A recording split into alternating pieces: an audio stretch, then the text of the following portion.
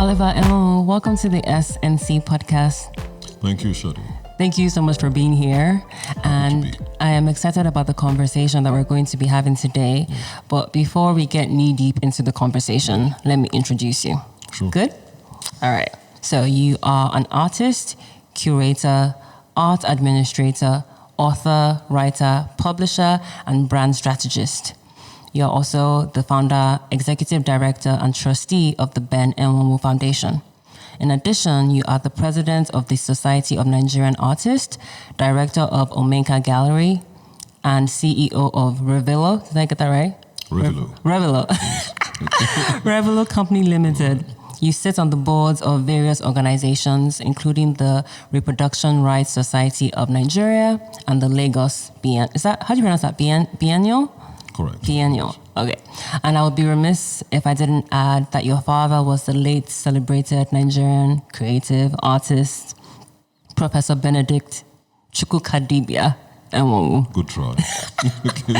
What was up about that? Enwonwu. Enwonwu. Yes, Enwonwu. Okay, Chukwukadibia Enwonwu. Okay. So what was it like growing up with a father like yours? And how did that, if it did, affect how you perceive and appreciate the arts? Well, it was very interesting, now that I think about it in retrospect, because it's very easy for an artist's son to imbibe some of his father's leanings. I mean, I grew up smelling paint around the house. I saw him sculpt, so this made a very strong impression on me as a child. And while growing up, he was very happy to observe that I had talent, and it was very encouraging.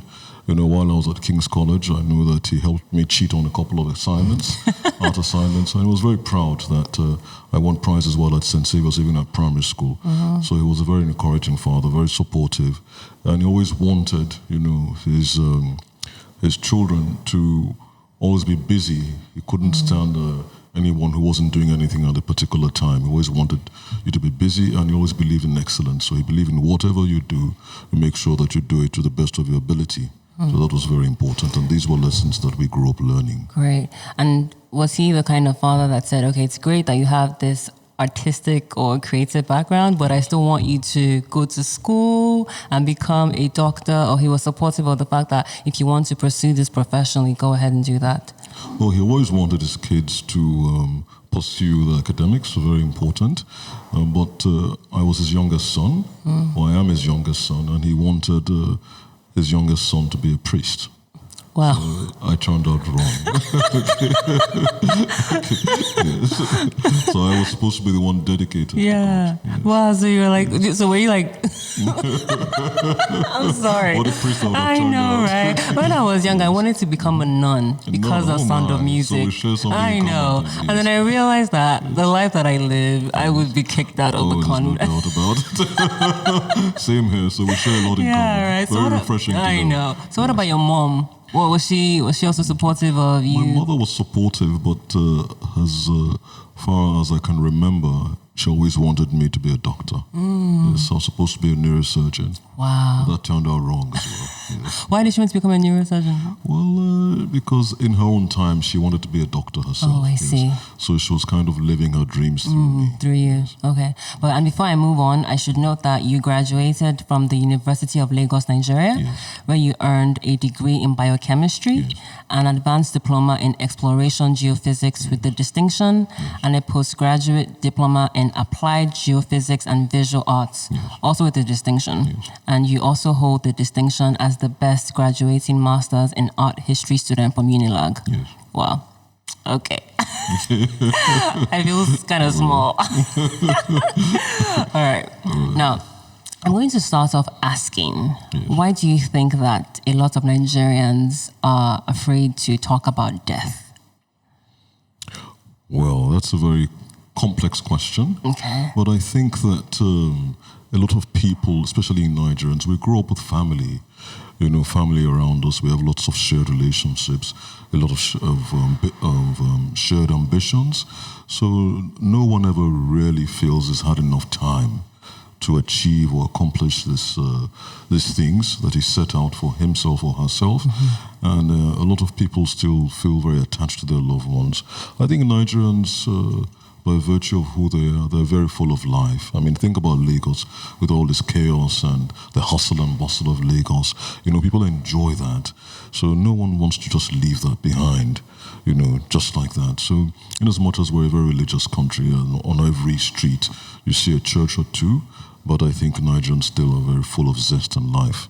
Yeah, but do you think that in addition to being full of life and zest and all these things that we want to accomplish, it is still important that we have conversations regarding the fact that tomorrow anybody can die, and we need to have proper plans in place on what will happen when that person passes on? Oh, I agree with you.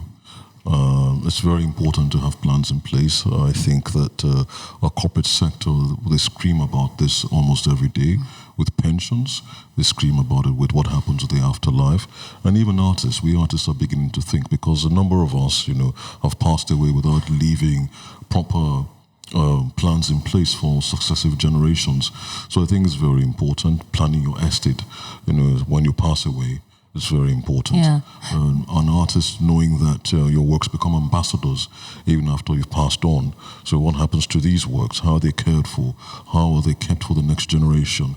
What happens to your history or your contributions to art, in your own local country and even internationally? These are conversations that artists are beginning to have and collectors are beginning to have. What happens to their collections after? Yeah, because I asked that question because it goes to part of the conversation we're going to be having today, which is you're the heir of a famous creative, and you lost your father in 1994, right? Yes. Did your father have conversations regarding having an estate plan? Yes. And did he also talk about what he wanted to happen while he was still alive and after he died? Absolutely. He always spoke of giving 5 of his works to the federal government of Nigeria, while the rest, were for our education, to make sure that each child is educated to the best of their ability. So that was very important for him. So 5 to the federal government, the rest were to be given to my mother, and to make sure that she trades, exhibits, and gains her sustenance from that for herself and for her children. Okay, so before he died, he had taken some legal and business steps in putting down. Yes, he had a will. Oh, he had a will. Yes, Okay, great. Okay, so your father is not here for me to ask him all these questions. I was just thinking about how he went about choosing an executor. Yes. Just when we think about putting together an estate plan, there are certain steps people have to take in order for the estate plan to actually, I guess, function properly. And I just wanted to talk about that. But your father did the right thing. So let's go on to another question. Thank you. Now, after your father died, you and your siblings, what was going through your mind in terms of keeping your father's legacy at the forefront of Nigerian culture, Nigerian art culture? Because it's one thing for your father to say he wants to have 5 pieces of art go to the government and the rest to your mother. But you as children, what was going through your minds in order to secure his legacy? Well, it was very important for us because when he passed away, even in his lifetime, we had people coming over to do their research on him. We know a lot of artists those in academia today who have gained their PhDs just on research work on him. So it's very important for us to put all of this together. My mom busied herself with making sure that his written manuscripts were properly typed. She spent a lot of hours, making sure that was put together. So my siblings and I sat down and we thought about the best way to preserve his legacy in a structured format. And then we thought about the foundation. And because I'm an artist and I was the one in the art, they all decided to support me in making sure that we have this foundation that is established to preserve his legacy. And the foundation was established in 2003, and through exhibitions, debates, residencies, we try as much as possible, to preserve his legacy. Now we're working on a catalog raisonné, which is a compendium of all these known pieces, because we're trying to stem the spate of forgeries that are of course, when an artist begins to appreciate and value, you have unscrupulous people who want to make quick money from it. So that has been, one of the one of our approaches to ensure that we preserve his legacy. And preserving his legacy also means even merchandise, anything within his image, and we even have the international community of academics, who write every now and then, those who are doing books, who want images of his work. So we're busy with that. And we're also planning more exhibitions both on the local and international scene. Okay. Just a couple of years ago, the Tate in the UK had an exhibition, with him, at the forefront, talking about Nigerian modernism in art. So, of course, we're very happy to also work with these institutions in preserving and promoting his legacy. Now, you touched on something about forgeries. How does... So, backtrack, a catalogue raisonné, is that how I pronounce it? What is that exactly? It's a compendium of all his known works. Got it. Verified and authenticated. Okay. I think it's just important that we always break these terms down. Not everybody know go to school. Oh, you did? Now, when you talked about forgeries, right? Yes. How does that affect the standing of an artist's work? Because people may just say, well, it's a forgery. Anybody would know what an original Ben Enwonwu work is. Yes. But obviously, I feel like you have a different perspective on how forgeries affects your father's work, right? Yes. Okay, let's talk about that. Well, forgeries affect my father's work and every other artist in the sense that it causes a depreciation of his works. You have works that are done by artists that are not as strong, so it weakens, with the general perspective, when people see a forgery that is extremely poor, then you judge the artist based on that, and then collectors, the whole beauty about art is the exclusiveness of the art of a piece. When an artist's piece is created in multiples, then each multiple becomes smaller in value. So you can imagine a collector having a piece where there are 5 of those, then it's not as valuable as the proper piece. Got it. So in many ways, it affects the value of an artist's work and his oeuvre. Okay, got it. What is that, oeuvre? It's his body of work. Got it. Okay, yes. Great. Now I want to move on to the work that you do. Yes. Like I mentioned in the beginning of our conversation, you are a well-rounded creative and a businessman. Thank you. For example, you have exhibited your works across several countries, including Nigeria, the United Kingdom, United States, Ireland, and South Africa at the Joburg Art Fair. Your works also form part of many significant private and public government collections, including the Bank of Industry, the Delta State Government, and so many others. Now, for someone who wants to become an artist or is an artist and wants his or her work to become part of these types of collections, can you talk about the process of how that happens? Let's start off first with how you go about having an exhibition. What does that even mean to have an exhibition as an artist? Well, for me, an exhibition is about displaying your works, introducing your work, to the public space, to collectors, to critics, so that so usually you have something to say. An exhibition also serves purposes of sales, so you can make money from it for your sustenance and to continue on pursuing your career. So for me, that's the two-pronged approach to having an exhibition. Now, how do you go about having an exhibition? Before you go, okay, that's All right. I think that you start by creating your own philosophy, because not many spaces would want to show your work if you're not, if you haven't reached a point where you have defined your philosophy. So, you need to get to a point where, you are viewed upon as a serious artist, because, most of the spaces are galleries, and these galleries have already been in business for a while. So they want an artist who has a defined philosophy. So he knows what he's doing, he's aware of his techniques, he's not just experimenting, But the easiest way to start is probably through group exhibitions where you and maybe other artists of your ilk, show together. So you can enter into group shows, you can have joint shows, and then for me, the peak of having an exhibition is when you have a solo show, which means that you are now ready. You're no longer experimenting, but you have something to say, about your work. Of course, it is true that artists will go on trying to strive to achieve perfection all through their careers, but you must get to some appreciable points, where you can have shows. So they shouldn't be so regular, but for me, these are the processes. Now, these days, there are alternative spaces where you can have, exhibitions, but the purists still believe that it should be a proper gallery space, or you can have a museum show. So I think essentially these are the ways, but you must get into the public space. For me, that's you must gain some sort of public acceptance.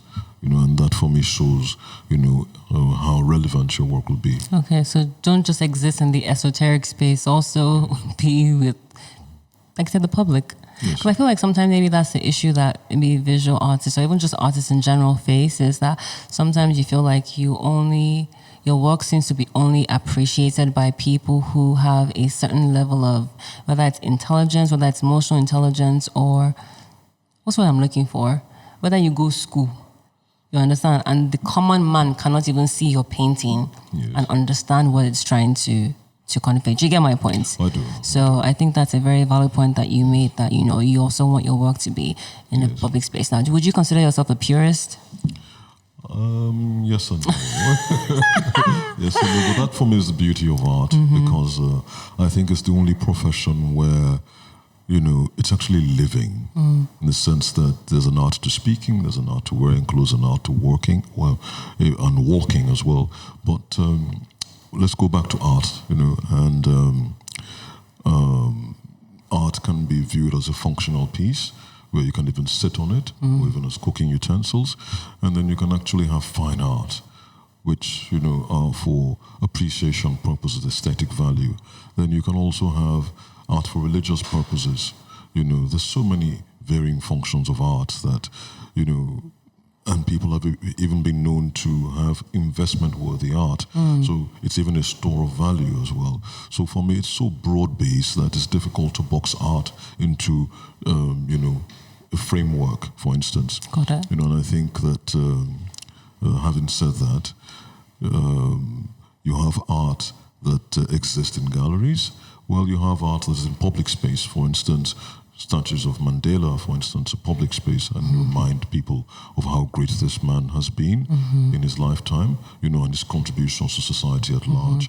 And then you have art that resonates in the public space, whereby they're used to embellish public buildings and spaces, so people can connect, for whatever reason, they connect with these pieces. Yeah. In old ancient Benin Kingdom, for instance, you had art in the palace that told the story of the conquest, the history of the people, and historians have been able to piece together the people's history just by putting together the art pieces. Yeah. So it's multifunctional, Yeah. multidimensional, and these days, art is in public spaces. Judging from the international museums, where people even pay entry fees, to go see art. And these days, with technology, you can even immerse yourself in a room, and that room itself constitutes the art. Yeah. So things have changed. Boundaries are being blurred every day.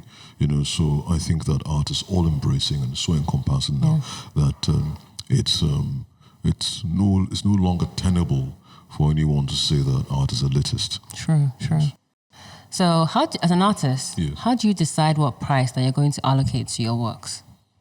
Well, I think, let me speak broadly first about how value is attributed to a piece. First of all, you must consider the artist's contributions to the local narrative, historical art narrative in his own community, perhaps his country, and then internationally, what have been his contributions to global narratives. What schools has the artist attended? The more prestigious the schools are, there's more the likelihood that his value for his work will be higher. Where has he exhibited in his lifetime? Very important. And also, who has bought his work? Such elements, even factors like that affect, for instance, if a very famous person like Michael Jackson, has bought a piece, even if it's the same work, of similar size, similar year, similar theme by the same artist, is more likely that piece will cost more. So these things are extremely important. And of course, even within the mediums, there's a hierarchy. For instance, sculpture and painting cost more traditional mediums, for instance, might cost even more than the drawings, because drawings, until fairly recently, were just means of conceptualizing what you are going to produce. They weren't viewed as a finished work in itself.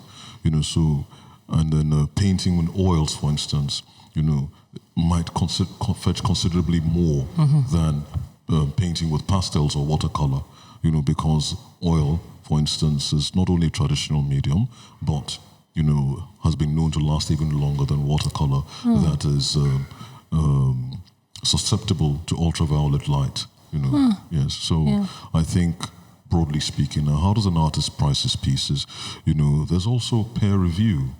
What do your mates say about you? What do the critics say about your work? These are very important things to consider when pricing your work. So if an upcoming artist, or not even upcoming, let's say I become a painter. Yes.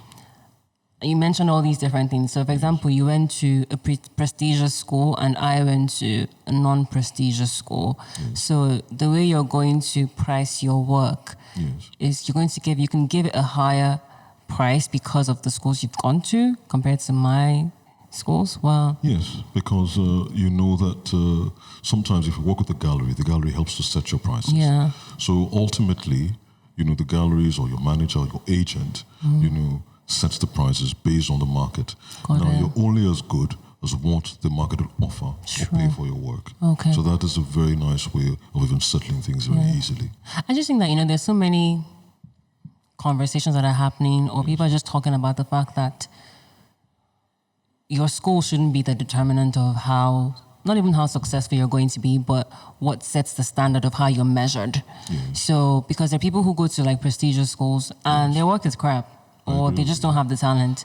And someone maybe goes to Ogbomoso, whatever school, and because the school is not prestigious and that person's a better artist. It's just one factor. No, yeah. There are a whole cocktail of factors that go into it. But there's a likelihood that because you went to a prestigious school, you can articulate what you're doing better. Of course. You've thought the critical side of your work. You've met better professors who can influence your trajectory. And even while you're at these schools, what sort of education would you get? For instance, if it's a prestigious school in London, for instance, like maybe the Slade, it goes without saying that some of those lectures that you're going to have are going to be supervised by industry experts. So you're already noticed. Got it. And if they see that you're a good student, for instance, they might develop interest in what you're doing.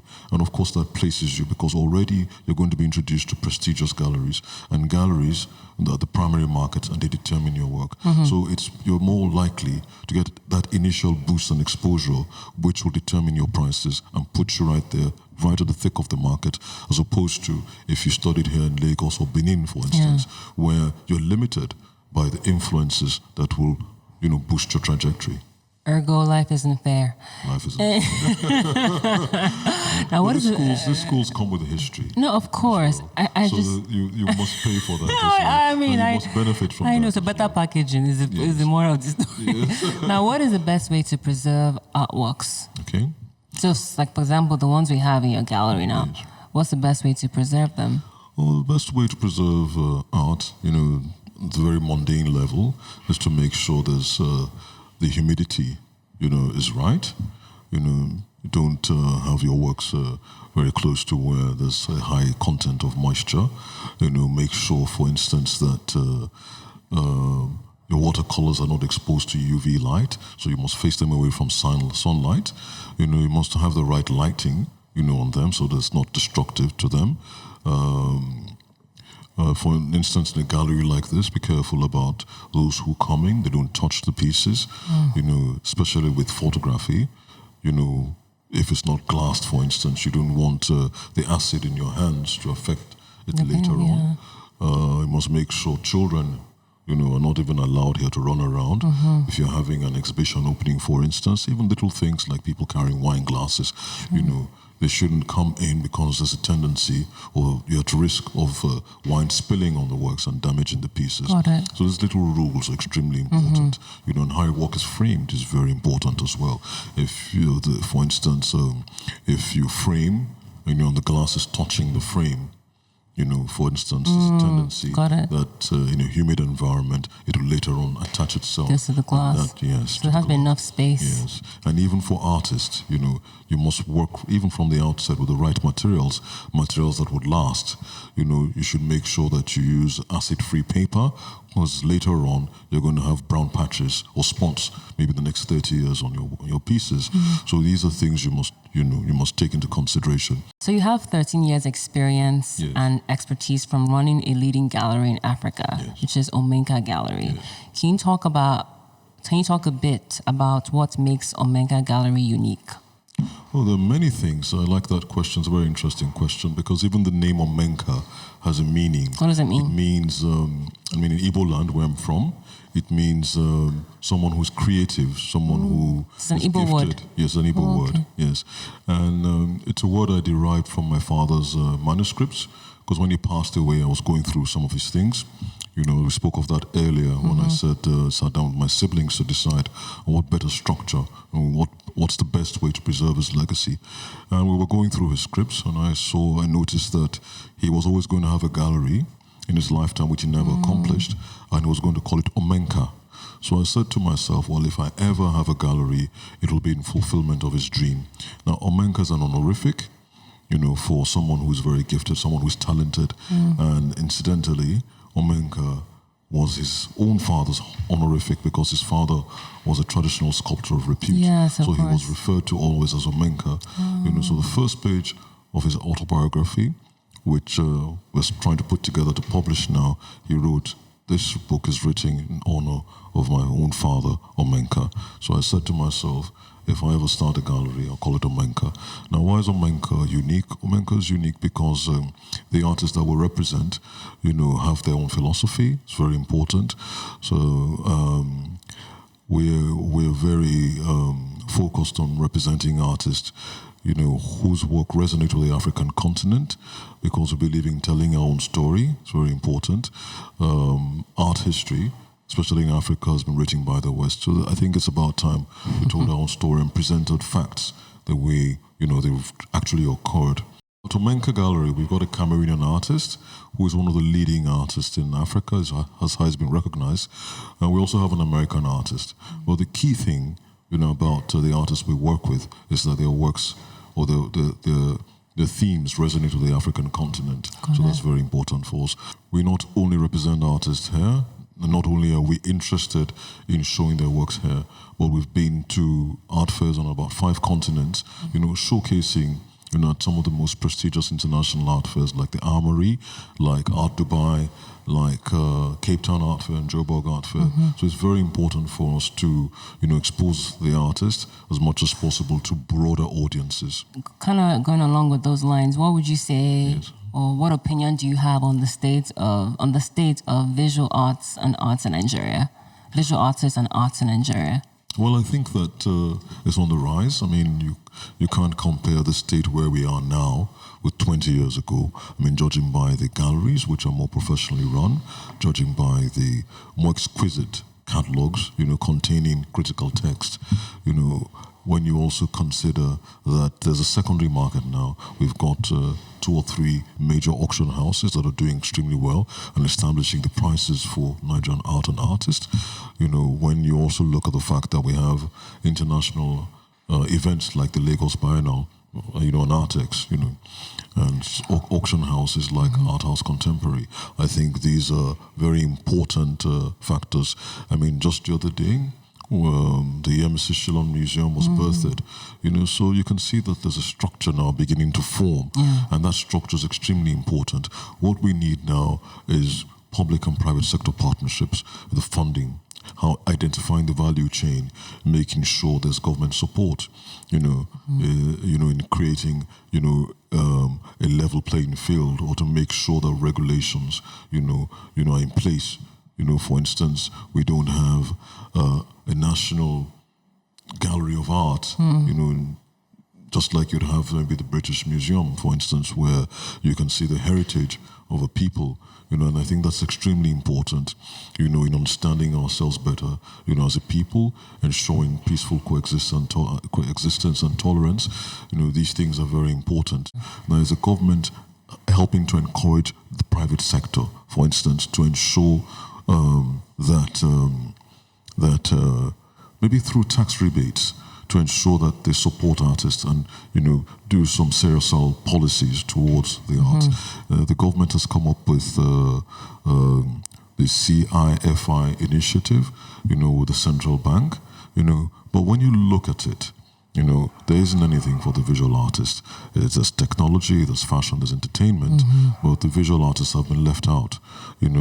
Now Alliance Francaise, there's a building just down the road, and it's been donated by a very successful businessman, Mike Adenuga, and yet we have parking issues because when you have major events there, the government has not been very forthcoming in supporting the visual arts, for instance.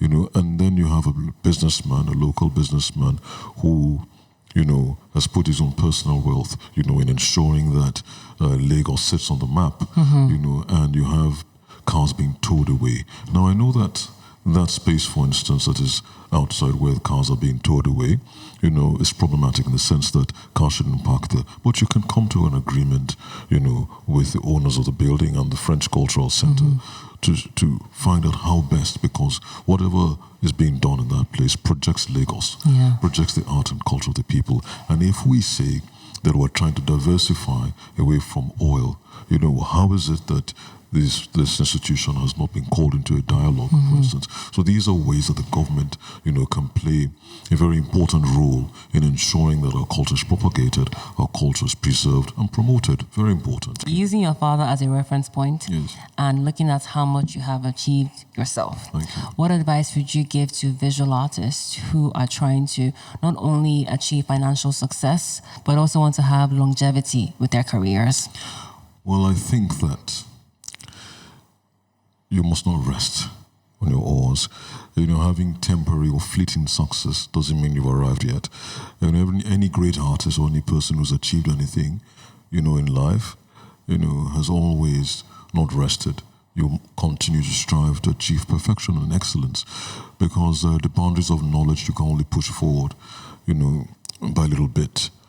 All those have come before you, and you must, achieve something to show that you are counted. What impact do you have in your generation? What have you left? Whose life have you changed? But I think by far the most important piece of advice I'll give anyone, especially a black person, is constantly read. Just devour everything that you have in sight, because it affects you, and it makes you. Knowledge is power. There's this saying that if you want to hide anything from a black man, put it in a book. It broadens your mind. You can travel in a book. You can speak better in a book. You can improve yourself in a book. And there's so much information out there that is really in commonplace, but you'll never find it if you don't read. So for me, that's any advice. You want longevity, reinvent yourself. The only way you can do that, constant reinvention, is by reading. Yes. Well, thank you so much for your time, Thank you Oliver. too. Thank you.